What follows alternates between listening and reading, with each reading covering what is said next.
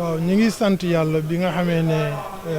36e édition ñu fekk ko yàlla may ñu ko. ñu ngi sant yàlla tamit bi nga xamee ne toute la famille Bour Sine tey jii présent ñëw nañu fekkee le 13 juin. le 13 juin dafa am solo ndax xam nga Bour Sine tey jii li mu seede ba tey jii ñu koy màggal bi dafa symbolique en termes de référence c'est-à-dire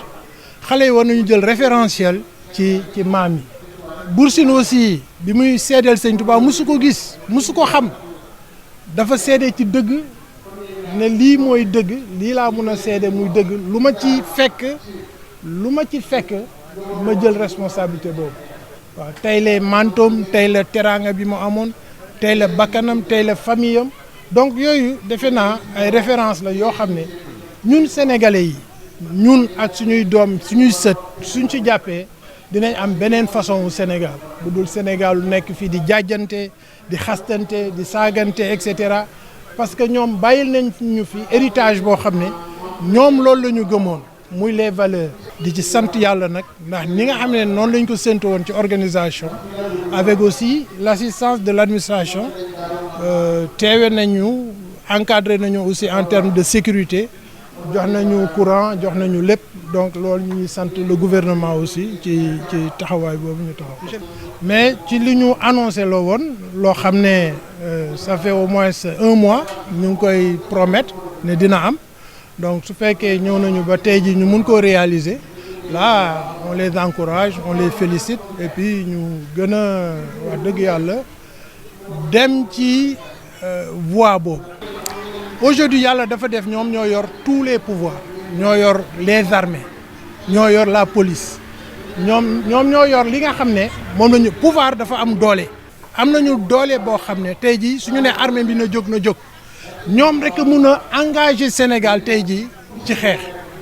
ñoom ñoo mun a tamit défendre sénégalais yi ci ñu leen doon attaquer donc ku yàlla jox pouvoir yooyu dafa am ñett yoo xam ne war na nekk ci yow benn bi mooy. war nga néewal ay wax yu bëri waroo wax ju bëri parce que kilifa bu bëri wax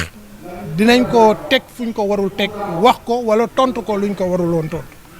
war nañu am tamit yërmande ci à tous les niveaux waaw war nañu tabe waaw ñett yi nag moom lañu xeex Macky Sall ba mu jóge fi wax dëgg yàlla waruñu tamit seetaan ba nga xam ne dinañ ci delluwaat ci moment yooyu. Moi je conseille à mon jeune frère le premier ministre du Sénégal que ci ñett yi nga xam ne moom lañ koy séntu mu jëm ci réfléchir ba seet naka lay aligné waat boppam parce que il n'est plus un opposant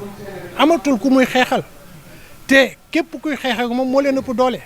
ndax moom pouvoir bii génn wane woon na dooleem ci moom ba jàpp ko tëj ko. léegi nag moom su ñëwee yàlla jox ko pouvoir boobu na jiital yërmande na jiital muñ parce que moom la ñu war a jàjji. xam nga Macky Sall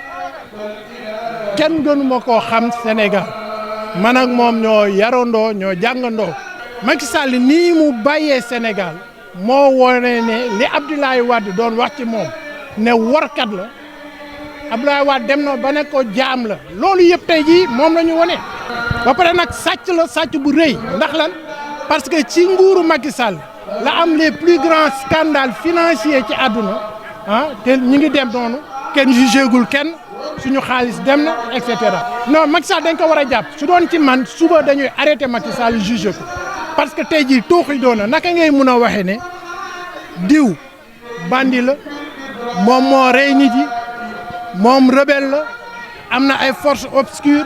ñu ngi waaj a taal Sénégal lu nekk nga jiñ ko ngay xëy suba rek jël sa décision ne kooku dama koy bàyyi defatul dara mais kan mooy kàcc am na ci ñoom ñaar kenn kuy kàcc mais moom mi nga xam ne moom moo accusé woon dellu si waat bàyyi leen defe naa moom mooy kàcckat bi mooy sàcc bi c'est le plus grand voleur du Sénégal Macky Sall